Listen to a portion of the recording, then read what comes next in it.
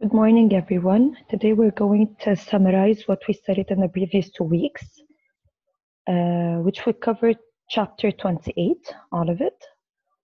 So I'm going to go through it quickly just to make sure that every point is covered.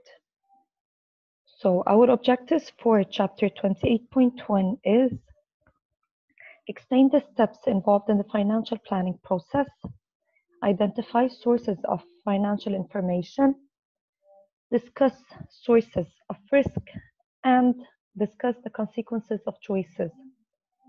These are the objectives for 28.1. Okay? The moment I'm done, we'll go to 28.2 and discuss the objectives of it as well.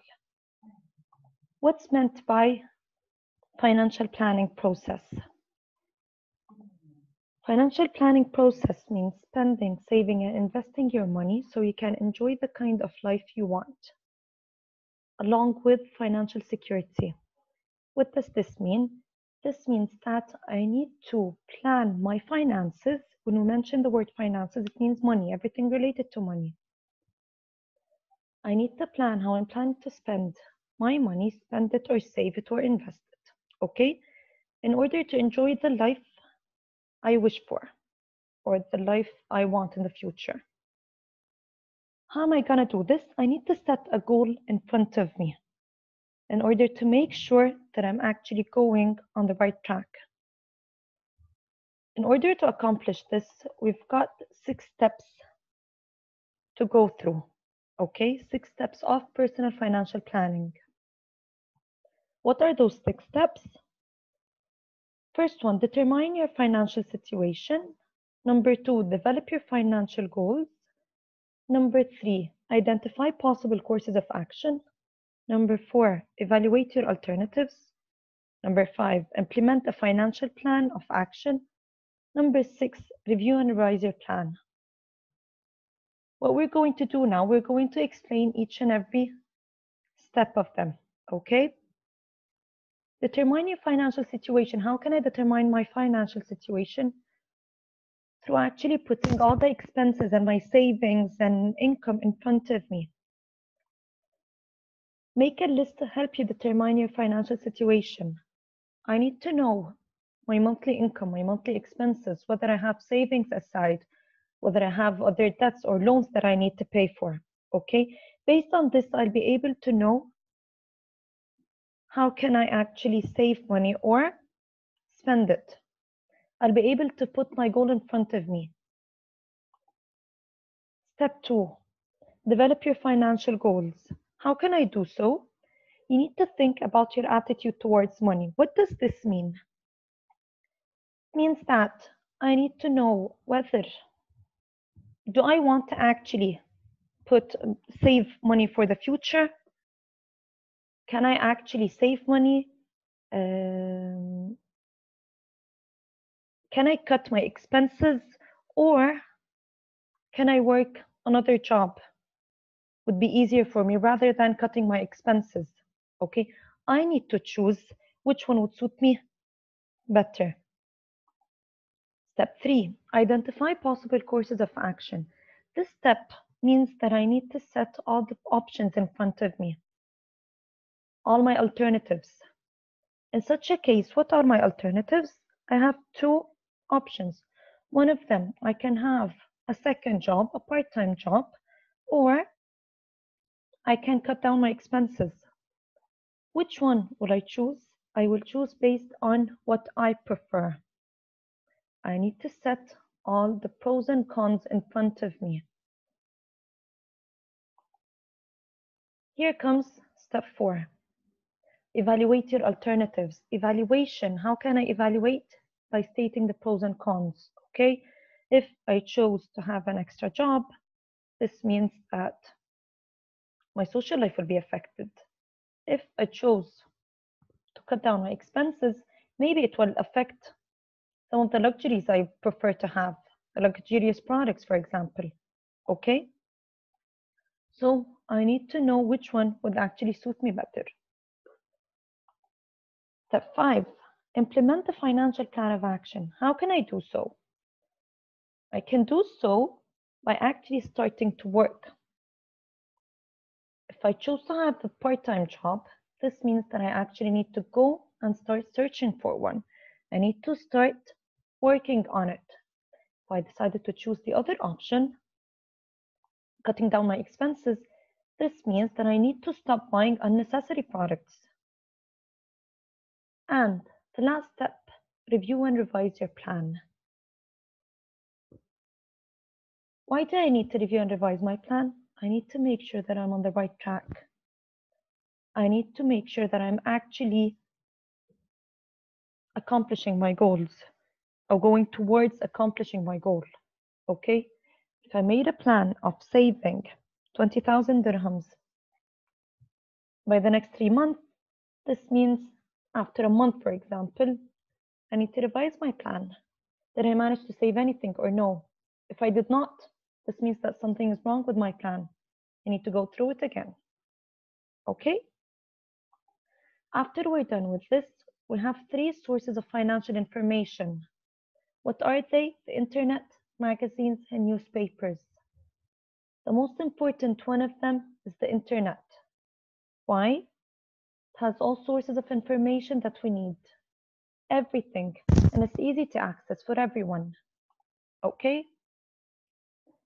This slide here shows us examples of magazines and newspapers that have important financial information and trusted ones as well. Okay.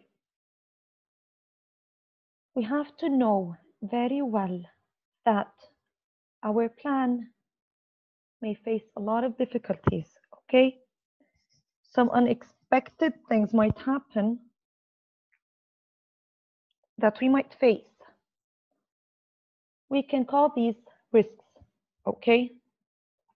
When you make a financial decision, you also accept certain risks. You need to understand which risks you can afford to take and which ones you cannot. Okay, how come? Those are different types of risks that we might actually face.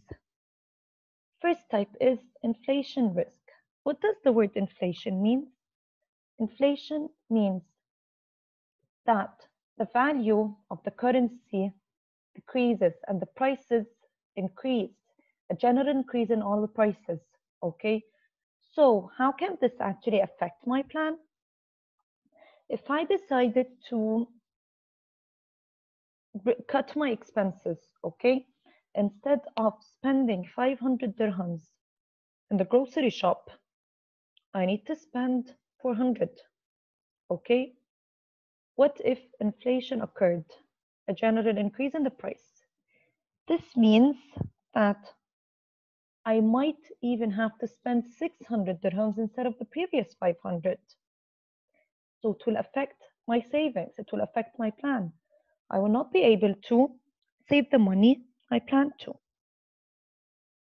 Second point, interest rate risk. What does this mean? If I have a loan, for example, and I plan to pay 1,000 dirhams every month for the loan, what if the bank decided to increase the interest rate? For any reason, it might be for economical reasons, okay? If the interest rate increased, this as well means it will affect my expenses. Instead of paying 1,000 dirhams every month, I need to pay, for example, 1,100. This will affect my expenses. I will not be able to save the money I plan to save. Income risk. Income risk, it affects my income. How is this? For example, if the company I'm working in, they let me go, they fired me for a reason or another, they decided to cut down the salaries, reduce the salaries for everyone working there, definitely this will affect me. All my plans will change. Maybe if I was planning to save 10,000 dirhams by the end of the year, I might consider this again. Okay, personal risk. Personal risk is if I'm actually risking my personal life in order to save money. which is not worth it. For example, I might decide to save 500 dirhams instead of, not 500, maybe I want to save 1,000 dirhams, okay? Instead of actually taking a plane to go from a place to another, I want to save on this 1,000 dirhams, so I will decide to drive a car instead. But driving the car will make me drive on a very dangerous road. It's not safe at all. So this means that I'm actually risking my own personal life. And I don't think it's worth it. Last one, liquidity risk. Liquidity or liquidating means that I have an asset. Maybe I own a piece of land. Maybe I own a building, okay? But I need cash right now. What this liquidating means, it means that I need to change this asset into cash. How can I do so? I need to sell it. How is this considered a risk? If I need the money immediately, I might have to sell it for less value. If I own a land and this land is worth 700,000 dirhams, I might sell it for only 500,000. Why? Because I need the money now. And whoever is willing to buy it, they can go ahead and buy it. Okay? So these are the different types of risks that I might face. Consequences of choices. An opportunity cost is something called a trade-off. What does this mean? This means that when I choose something, I'm giving off something else. I'm giving up, something else. Okay? What do you give up when you make one choice instead of another? If I chose having an extra job, for example, I gave up the other choice, the other option that I had. Okay? Before I make a choice, choosing between alternatives involves not only knowing what you forego. Choosing between alternatives also involves knowing what you gain. Before I make a choice, I need to make sure that I know everything in front of me, what I'm letting go of, and what I'm actually gaining. Okay, in order to make sure that I'm making the right decision. And by this, we're done with chapter 28.1, the first section. Okay, right now we'll start section 2. Section 2 discusses budgeting, and our learning objectives for section 2 is discuss the importance of budgeting and list the steps for preparing a budget. Okay, let's start. What's meant by money management? Money management is a method of planning to get the most of one's money. Everyone needs to manage their money. Companies, businesses, people, everyone. What's a budget? A plan for using your income in a way that meets your wants and needs. Okay. All these definitions, I'll explain them as we go through the steps. As I said here, money management is necessary for consumers, businesses, and governments. Okay? Not only for normal people. A budget helps people set financial priorities. And by financial priorities means what is most important for me, or what is more important for me, okay, as a business or as a government or whoever. Okay, a budget includes a record of, in order to set a budget, I must have a record of my expected income, my planned expenses, my planned savings over a certain period of time. I need to know very well, how much do I earn? How much do I usually spend? And my savings, my planned savings over a certain period of time. This chart here shows percentages of average household expenses, okay? On transportation, housing, food, personal insurance, healthcare, and so on. Okay, preparing a budget is a 7-step process. What are they? First step, set your financial goals. As we said in section 1, why do I need to set a goal? I need to set a goal to make sure that I'm on the right track, to know exactly where did I reach, okay? I can't just go haphazardly without knowing where did I reach, okay? Estimate your income. How much do I earn? Do I have other sources of income or no? Step 3, budget for unexpected expenses and savings. Unexpected expenses and savings, this means something that unexpectedly shows up. I have to put these in mind as well. Budget for fixed expenses, budget for variable expenses, record what you spend, review spendings and saving patterns. Okay. As you prepare to set your financial goals, you should consider several questions.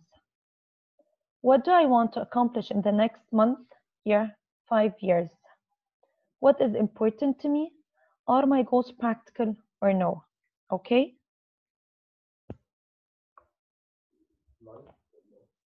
For example, you might find it helpful to separate your goals into short-term, intermediate, and long-term goals. What does this mean? Short-term goals, for example, are the goals that I want to accomplish within the next month, the next 2 months, the next 6 months, okay? Intermediate financial goals are the goals that I want to accomplish within the next year, 2 years, 3 years, for example. Long-term goals are the ones more than that. Like, for example, I want to set a retirement plan, okay? This can be considered a long-term goal. Second step, start your budget by recording your estimated income for the next month. The actual amount that I earn, okay, or receive during a given period, during a month.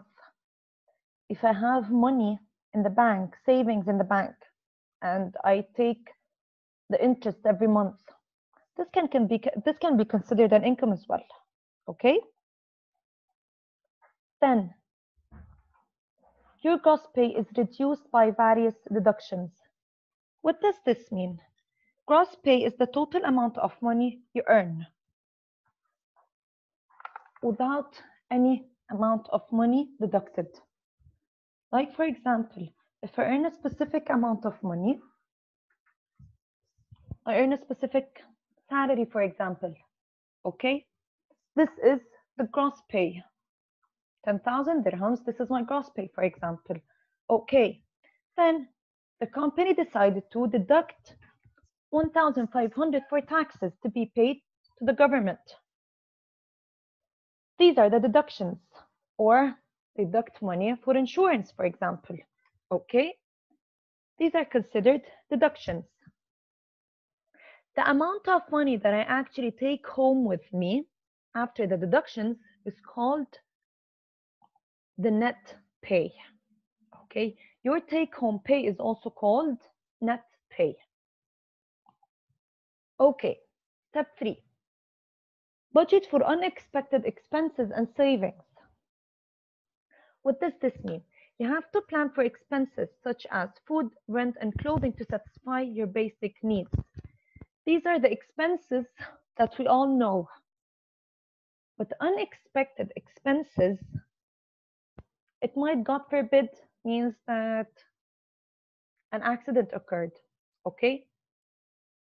Medical expenses, I need to go to the hospital, something showed up, you have to go through an operation. Your car, you need to fix it right now and it will actually cost you a lot, okay? Unexpected expenses include medical visits or accidents. How can I save myself from unexpected expenses? through saving. Savings makes it possible for you to meet future wants and needs. In your budget, make sure that the total income figure is the same as the total for planned expenses and savings. Okay? This means that I have to make sure that whatever I earn equals the amount of money that I'm planning to spend and save, just to make sure that I did not borrow from anyone and no debts are there. Then comes step 4. Budget for fixed expenses. What's meant by fixed expenses? Fixed expenses are the money that I need to pay regularly, on regular basis, okay? And they're nearly, most of the time, the same exact amount of money every month. It includes payment for rent, insurance, and a car loan. Every month, I have to pay the same amount of money as rent. For example, 1,000 dirhams, insurance 500 dirhams, and a car loan another 1,000. So every month I know that there are 2,500 dirhams that I need to pay on monthly basis. Okay. Step 5, budget for variable expenses. What are my variable expenses? My variable expenses are the expenses that might differ or I might control them from a month to another. How come? Like food, phone charges, entertainment, gifts. I decided, for example, this month I need to go and buy a new perfume. That would cost me 1,500 dirhams. Okay. Next month, I'm planning not to spend this 1,500 dirhams on a perfume. I'm done. Okay. So I'm able to control my variable expenses. For example, the grocery shop, or if I buy junk food, okay, every month I go and buy junk food. This month I decided to stop and eat from whatever I've got at home. This way I will reduce my expenses. So variable expenses are expenses that change and can be controlled more easily than fixed expenses. Record what you spend. I need to record each and every single dirham I'm spending, okay? And where did I spend it? Keep track of your expenses will help you revise your budget if necessary.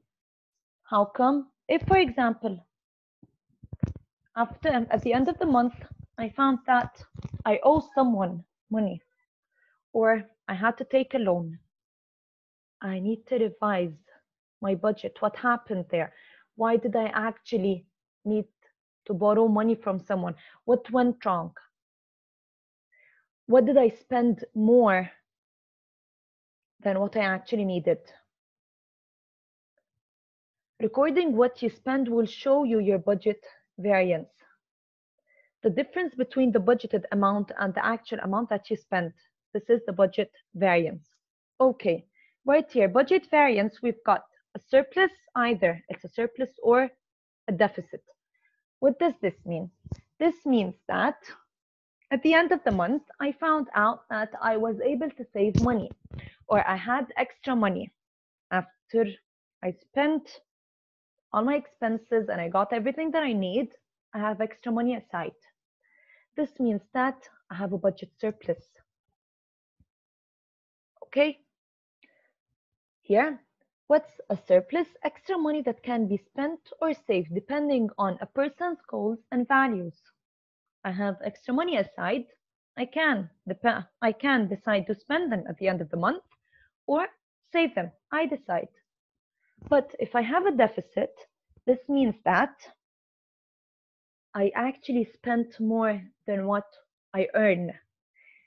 How did I manage to do so? Maybe I took a loan, or maybe I actually borrowed from someone. Okay? When more money is spent than is earned or received. Last step, as we all know, is review spending and saving patterns. What does this mean? I need to always review and review what I did, review my budget. You need to review your budget each month and consider making changes. Why? I need to make sure that I'm on the right track. I need to make sure that I'm actually working towards accomplishing my goals. Okay? Right now, what we're going to do, we're going to open here a worksheet that will show us some calculations regarding the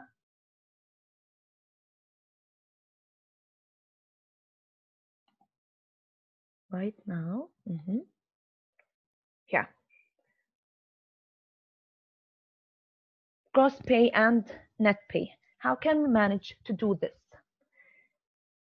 Right now, if your gross pay is $325 a week and 18% is taken out in deductions, what is your net pay?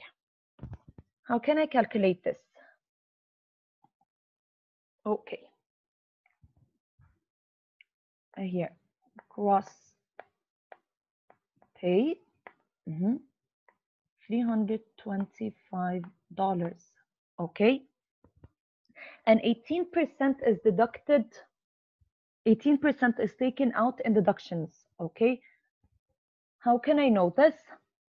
I will do $325 times 18%, okay? After I do this, $325 times 18%, I'll get my answer here.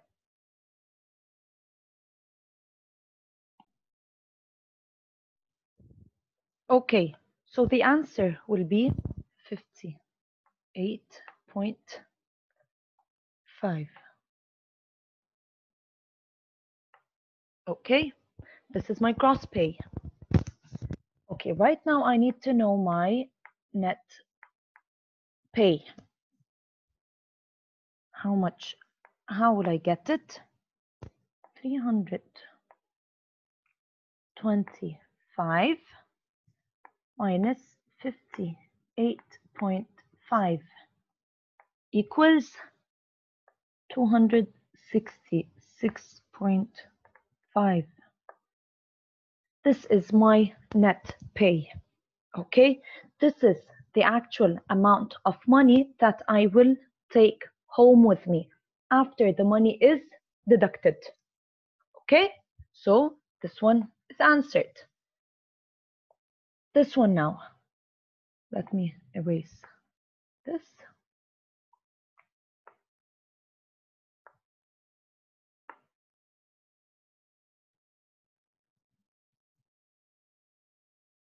Okay, I'm very sorry.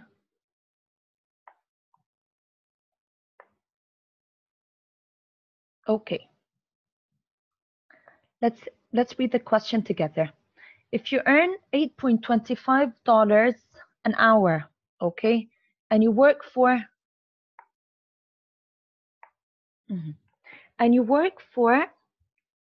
15 hours during the week, with 15% taken out in deductions, what is your gross pay, total deductions, and net pay? In order to get the gross pay here, 8.25 times 15. How much I earn, okay, and the number of hours that I work. So this means 123.75. This is my gross pay. This is the amount of money that I earn, okay? The deductions, how will I get it? Again, 123.75 times the percentage that will be deducted, 0.15, or you can write it as 15%, equals 18.56. So how much money will be deducted from my or from the gross pay, $18.56. How am I going to get the net pay? Net pay, I will write here 123.75 minus 105, sorry, minus 18.56